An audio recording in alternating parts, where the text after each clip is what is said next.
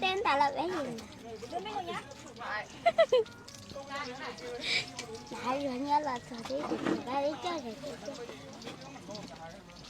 rồi. Dưa, em có thể giới thiệu cho mọi người được biết là bình thường nhá, trước khi mà chưa lên Hà Nội thì công việc của em bình thường ở dốc Thẩm Mã là làm những gì?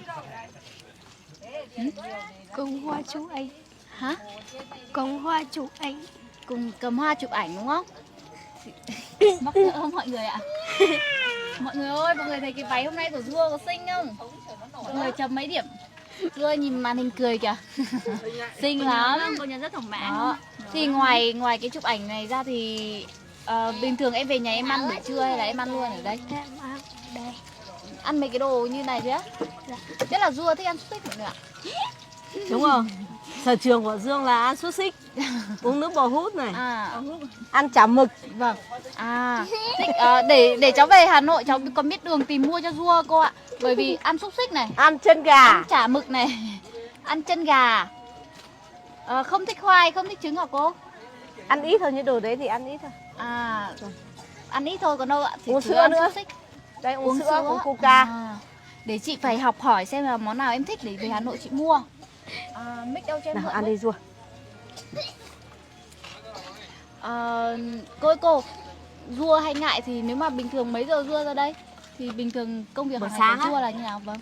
Sáng thì tầm khoảng độ 7 giờ 7 giờ là sớm có mặt ở đây. Không phải là 20 4 rưỡi 5 giờ thì đi về. 7 giờ này thì tức là em phải dậy rất là sớm để em đi hái hoa đúng không hả cô? Thường là đi cắt hôm trước. Đi cắt từ chiều hôm trước. Hôm nay là ngày đầu tuần cô nhỉ, chứ mọi khi con đi qua có thấy đông lắm. Đúng rồi, nay là đầu tuần. Thế hôm nay Dua về với cái chỗ mà bao nhiêu kỷ niệm với trước của em thấy thế nào? Có được khen. Vui đúng không? Thấy tươi lắm. Được ăn xúc xích hương vị cũ này, ăn chả mực này. Tí nữa uống sữa vào nhá, cho béo nhá. Dạ. Mình có tiền mà em. Đấy, trả tiền rồi. Chúng mới được. Bé xin có cho anh chụp chị nào. Nhớ cho anh chụp chị á, buổi chứ. Coi video cho vào TikTok luôn. Cho vào TikTok mà. Không biết TikTok à? Sao bây giờ lên Hà Nội có nhớ không? Thỉnh thoảng về nhỉ? Cô tức là cứ 7 giờ sáng ra đây đứng nguyên cả ngày. Cô Dạ. con hỏi là tức là từ 7 giờ em ra đây từ 7 giờ này. Xong rồi mãi chiều em mới đi về à? Hay cứ đứng ở đây cả ngày như vậy à? Và tất cả bọn cô, tất cả trẻ con ở đây đều như thế hết. Vâng. Thật ra như vậy thì cũng vui cơ nhờ, trẻ con ở đây mà thì cũng vui, đúng không? Ví dụ như hôm nay thì trẻ con đông hơn, người đeo hoa còn đông hơn cả khách cô nhỉ? Ví dụ như hôm nay này. Đến nhỉ, có đây cho cháu tiền à? Khi mà được về chính tay em phát quà cho mọi người, cho các bé đây em cảm thấy như thế nào hả Dua? Thế quà của cô hôm qua đâu? Dua khi mà chính bàn tay em phát quà cho những người mặc cái bạn mà trước đây là cùng em thì em cảm thấy như nào? Vui.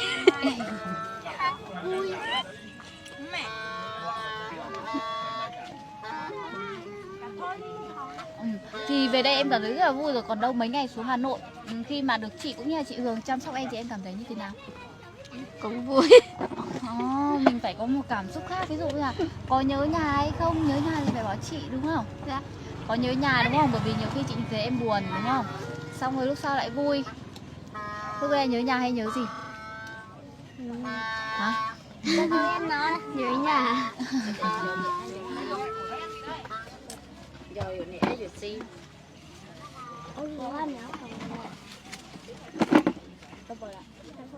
Em ăn nữa đi.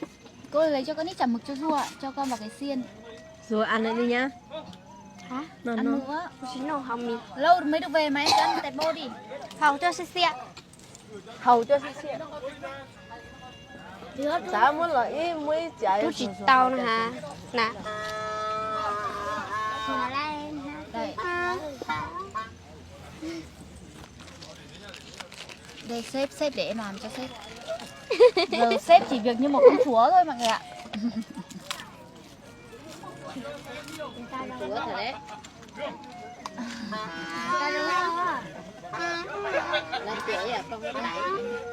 Đây là sữa em thích đúng không? Dạ.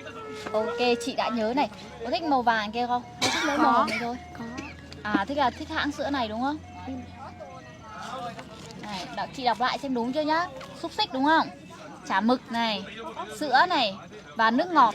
Bởi vì hôm nay đi siêu thị chị thấy em chọn nước ngọt và em đem với đây tận đây để em uống, đúng không? Vâng. Trên Hà Nội nhá, có một dãy phố toàn bán mấy cái này thôi. Hôm nào thích chị dẫn đưa đi nhá. Thích không? Ăn bao nhiêu cũng được. Chỉ sợ bụng vua không chứa được hết thôi. Ở nhà chưa có đúng không? Cô tí cho con vài giây con đem về nhá. Chứ là đi là Thế chị Hường đâu? Chị ở nhà chị hơi mệt một chút thôi. Chắc là say hả? Vâng. Chị ơi, mọi người nhìn kìa. Trong khi mà Dua đang cật lực vào trả lời phỏng vấn thì nhân viên ở bên kia Bắt đầu tranh thủ đặt đao lựa. đó. Thì bây giờ nhá thì cảm ơn mọi người đã theo dõi video và Dua có muốn gửi lời gửi gắm gì đến mọi người không? Ví dụ như là lời cảm ơn này vì mọi người đã ủng hộ Dua trong suốt hành trình của Dua, hay là muốn gửi lời chúc gì đó đến mọi người không? Tiếng của em hay tiếng Kinh đều được. Nói đi không phải ngại, cố lên.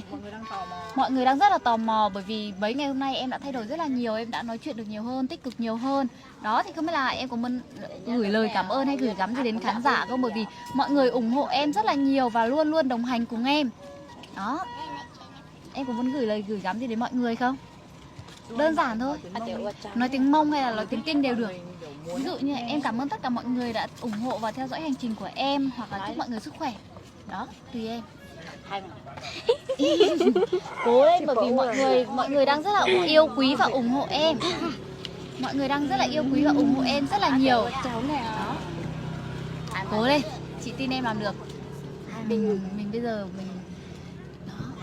Rồi, cố lên. Nói một câu ngắn gọn thôi cũng được. Cảm ơn tất cả mọi người. Nó đi với chị Hường một thời gian phải biết nói như chị Hường chứ. Nào cố lên. Chị tin em làm được. Nào. Cố lên. Cảm ơn tất cả mọi người. Một lời cảm ơn. Cố lên. Nào. Nói đi Dua. Mọi người đang rất trông chờ đấy. Cảm ơn. Ví dụ em không nói được câu dài nhá, thì bây giờ mình học từ câu dễ đầu tiên. Cảm ơn tất cả mọi người.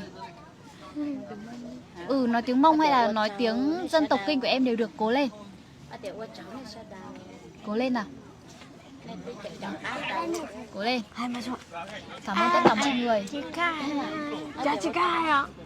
Cô tiếp động lực cho Dua đi Nói cô. đi. Cảm ơn tất cả mọi người. Bảo cháu cảm ơn tất cả mọi người đã theo dõi livestream của cháu. Cố lên. Mọi người đang trông chờ Dua lắm. Mọi người bảo chỉ cần Dua nói nhiều lên một chút này thì kiểu Dua sẽ là một cô gái hoàn thiện hơn rất là nhiều, tuyệt vời rất là nhiều. Đó. Dua cảm ơn tất cả mọi người. Một câu ngắn gọn thế thôi, dài thì mình học sau. Cố lên. Nào, cố lên. Dua xin cảm ơn tất cả mọi người ạ. Em ơi, cố lên. Mọi người ơi, hôm nay chấm Dua mấy điểm, tiến bộ rất là nhiều đúng không ạ? Thôi bây giờ xin chào và hẹn gặp lại tất cả mọi người. Xấu hổ quá rồi. Xin chào và hẹn gặp lại tất cả mọi người ạ. Cô ơi, chào mọi người.